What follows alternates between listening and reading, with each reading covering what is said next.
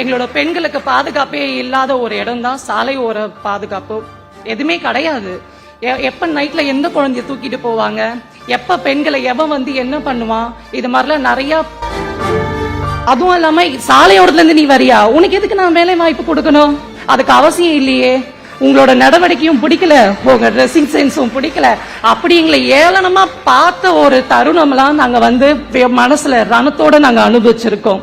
ஆனா இன்னைக்கு நாங்க அண்ணாந்து பாக்குற அளவுக்கு எங்களுக்கான ஒரு அங்கீகாரம் கொடுத்தது இந்த அரசு மட்டும்தான். இது ஒரு பெரிய கனவு தான். கனவாவே இருந்தது, கனவாவே வாழ்ந்துட்டோம். ஆனா இப்ப அது அப்படி கிடையாது. இது எங்களோட வருங்கால சந்ததிகள் கூட உங்களுக்கு நன்றி சொல்லிக்கிட்டே இருக்கும். மாண்புமிகு முதலமைச்சர் அவர்களுக்கும் துணை முதலமைச்சருக்கும் என் மனமார்ந்த வணக்கங்கள். இந்த இருக்கிற எல்லாரோட 1000 கண்களும் பல வருஷம் லட்சியம், ஏக்கங்கள், கனவுகள். எங்களோட பல வருஷம் போராட்டத்துக்கு அப்புறம் இது கிடைச்ச ஒரு மாபெரும் வெற்றி. அதுக்காக முதலமைச்சருக்கு என்னோட மனமார்ந்த நன்றிகள். இந்த மாதிரி வீடுகள் வந்து நாங்க வாழ்க்கையில பார்த்திருக்கவே முடியாது. பார்த்திருக்கோம். எப்ப பார்த்திருக்கோம்னா, எங்க அம்மா எங்க அப்பாவோ வீட்டு வேலை செய்யும் போதுதான் நாங்க பார்த்திருக்கிறோம். எப்படின்னா கீழே நின்னு பார்த்திருக்கிறோம். எங்களை உள்ள அலோ கூட பண்ண மாட்டாங்க. ஆனா இன்னைக்கு எங்களுக்கு ஒரு பெரிய கோட்டையும் கொடுத்து அதுல மகுடமும் சூடி எங்களை அழகு பார்த்த அரசே நீங்க ஒன்றுதான்.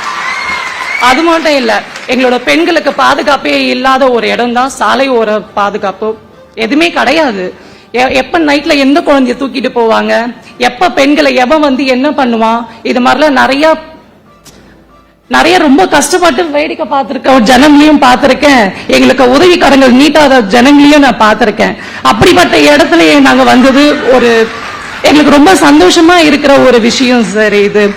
அதுவும் இல்லாம சாலையோரத்துல இருந்து நீ வரியா, உனக்கு எதுக்கு நான் வேலை வாய்ப்பு கொடுக்கணும்? அதுக்கு அவசியம் இல்லையே. உங்களோட நடவடிக்கையும் பிடிக்கல, உங்க ட்ரெஸ்ஸிங் சென்ஸும் பிடிக்கல.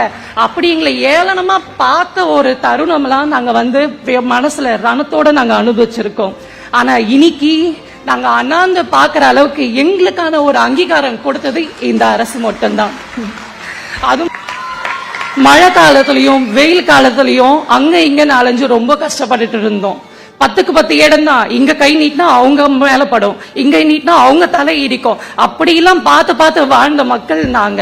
ஆனா இன்னைக்கு எங்களுக்கு ஒரு பேட்டை சீன பெருஞ்சுவர் மாதிரி கூட சொல்லலாம். அப்படி ஒரு கோட்டை, பலமான கோட்டை, அப்படி ஒரு கோட்டையை கொடுத்ததுக்கு ரொம்ப நன்றி சார்.